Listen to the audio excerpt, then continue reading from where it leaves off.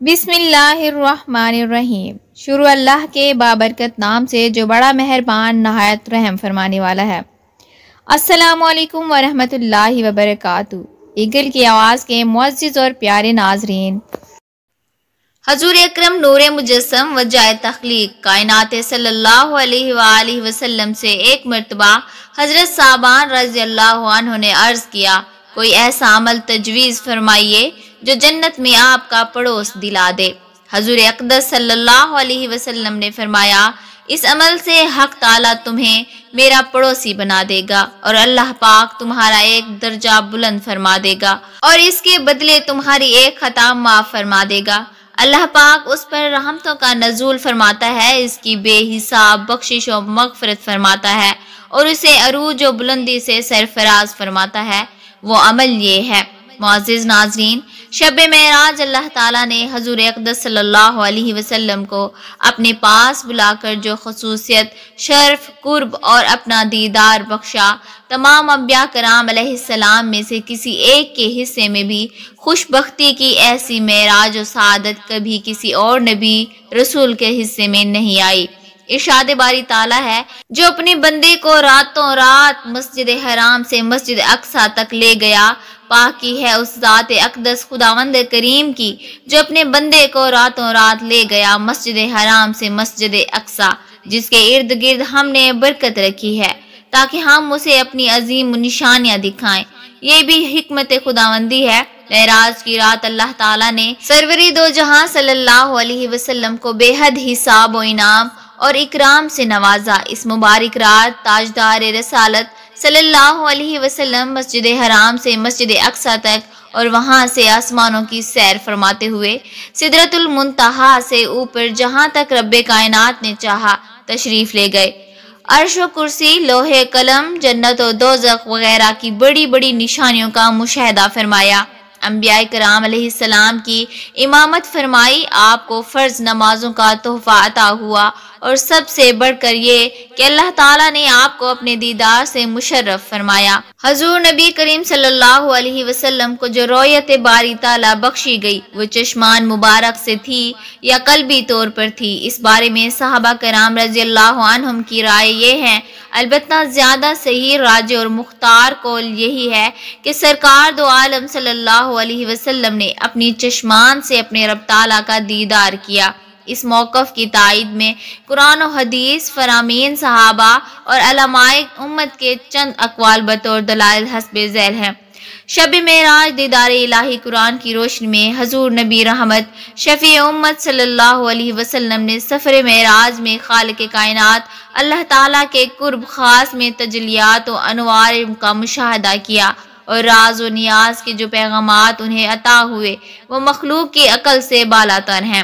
اس سے متعلق اللہ تعالیٰ نے ارشاد فرمایا، وہ آسمان بری کے سب سے بلند کنارے پر تھا، پھر وہ جلوہ نزدیک ہوا، پھر خوب اتر آیا تو اس جلوہ اور اس حبیب کریم میں 2 ہاتھ کا فاصلہ رہا، بلکہ اس سے بھی کم۔ اپنے بندہ خاص پر جو چاہا وہی فرمائی۔ امام ابن جریر طبری اس آیت مبارکہ کی تفسیر میں لکھتے ہیں، اللہ تعالیٰ اپنے حبیب کریم صلی اللہ علیہ وسلم سے قریب ہوا تو وہ بھی اپنے رب تعالیٰ سے قریب ہو گئے۔ علامہ بغوی اس آیت مبارکہ کی منی تفسیر میں لکھتے ہیں، اللہ تعالیٰ اپنے حبیب کریم صلی اللہ علیہ وسلم سے قریب ہوا تو وہ بھی اپنے رب تعالیٰ سے قریب ہو گئے۔ اللہ تعالیٰ فرماتا ہے، اس حبیب کریم صلی اللہ علیہ وسلم کی آنکھ نہ کسی طرف پھری، نہ حد سے تجاوز کیا، یقیناً اپنے رب کی بہت بڑی نشانیاں دیکھیں۔ یہ سرور کونین صلی اللہ علیہ وسلم کی شان اور اللہ کی دی ہوئی طاقت تھی کہ حضور اقدس صلی اللہ علیہ وسلم نے رب تعالیٰ کا قرب خاص حاصل کیا، انوار و تجلیات کے نظارے کیے، جنت و دوزخ اور عالم ملکوت کے عجائبات کا مشاہدہ فرمایا، انبیاء کرام علیہ السلام اور ملائکہ سے ملاقات فرمائی، لیکن نہ تو آپ کی آنکھیں ان انوار کی چمک دمک سے نہ بند ہوئیں، نہ جھپکی، نہ دل گھبرایا، بلکہ جی بھر کر دیدار کیا۔ ایک روایت میں ہے کہ جب حضور اقدس صلی اللہ علیہ وسلم پہلی بلندیوں کو طے فرما کر کعبے کو حسین آبادانی کی منزل اعلیٰ پر تشریف فرما ہوئے تو قرب خداوندی میں آداب کا نذرانہ پیش کرتے ہوئے عرض کی، ہماری قولی، فعلی اور مالی تمام عبادتیں صرف اللہ تعالیٰ کے لیے ہیں، خالق کائنات جل جلالہ نے تحفہ سلام قبول فرما کر مہمان معراج کا استقبال کرتے ہوئے فرمایا، السلام علیکہ ایھا النبی ورحمۃ اللہ وبرکاتہ۔ اے نبی آپ پر سلام ہو اور اللہ کی رحمتیں اور برکتیں ہوں۔ پھر سرکار دو عالم صلی اللہ علیہ وسلم نے اس طرح عرض کی، السلام علینا وعلی عباد اللہ الصالحین، ہم پر بھی سلام ہو اور اللہ کی رحمتیں اور برکتیں ہوں۔ پھر سرکار دو عالم صلی اللہ علیہ وسلم نے اس طرح عرض کی، السلام علینا علی عباد اللہ الصالحین، ہم پر بھی سلام ہو اور تیرے نیک بندوں پر بھی۔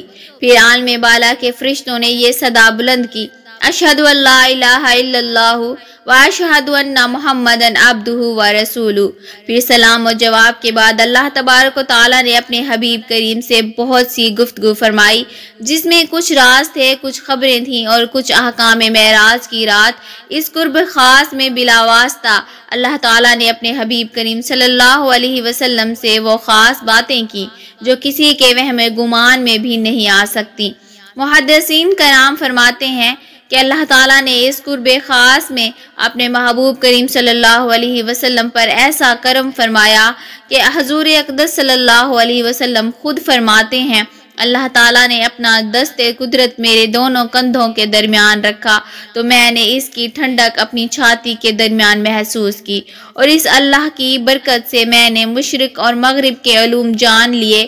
نبی کریم صلی اللہ علیہ وسلم کی پشت مبارک پر دست قدرت رکھے جانے سے یہ پتہ چلتا ہے کہ سرکار دو جہاں صلی اللہ علیہ وسلم کو شب معراج کس قدر قرب الہی میسر آیا۔ حضرت سیدنا عبداللہ بن عباس رضی اللہ تعالیٰ عنہ نے فرمایا کہ رسول خدا صلی اللہ علیہ وسلم نے اپنے رب تعالیٰ کو دیکھا۔ سیدنا اکرمہ نے ان کے شاگرد کہتے ہیں کہ میں نے عرض کی کہ کیا حضور اکرم صلی اللہ علیہ وسلم نے اپنے رب تعالیٰ کو دیکھا؟ فرمایا ہاں۔ اللہ تعالیٰ نے موسیٰ علیہ السلام کے لیے کلام رکھا، ابراہیم علیہ السلام کو اپنا خلیل بنایا اور ہمارے آقا صلی اللہ علیہ وسلم کو بلا حجاب اپنا دیدار کرایا۔ حضرت سیدنا کعب رضی اللہ عنہ نے ارشاد فرمایا، اللہ تعالیٰ نے اپنی رؤیت، دیدار اور کلام کو حضور نبی کریم صلی اللہ علیہ وسلم اور حضرت سیدنا موسیٰ علیہ السلام کے درمیان تقسیم فرما دیا۔ حضرت سیدنا موسیٰ علیہ السلام 2 بار رب تعالیٰ سے ہم کلام ہوئے اور رسول خدا صلی اللہ علیہ وسلم نے 2 بار اپنے رب کا دیدار کیا۔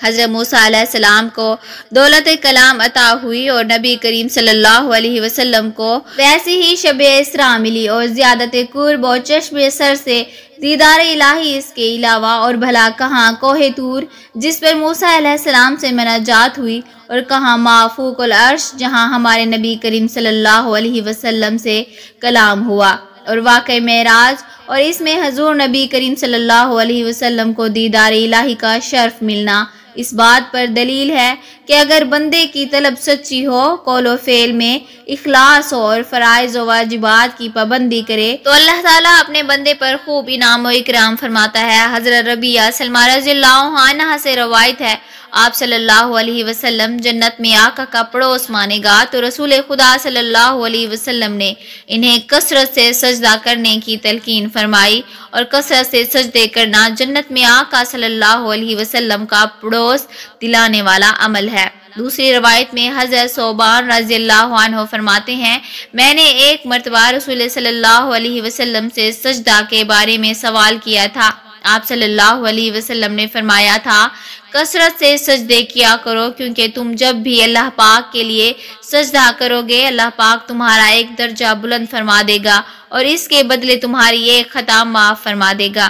اللہ پاک کا اس پر رحمتوں کا نزول فرماتا ہے، اس کے بے حساب بخشش و مغفرت فرماتا ہے اور اسے عروج و بلندی سے سرفراز فرماتا ہے۔ لہٰذا اللہ اور رسول کے احکام و تعلیمات پر عمل کریں، فرائض و واجبات کی پابندی کریں، اعمال صالحہ پر کاربند رہیں، گناہوں سے اجتناب برتیں اور اللہ تعالیٰ کے نیک بندے بن کر رہیں۔ اللہ تعالیٰ ہم سب کو نیک عمل کی توفیق بخشے، ہمارے گناہوں کو معاف فرمائے اور ہمیں اپنا فرما بردار بندہ بنائے۔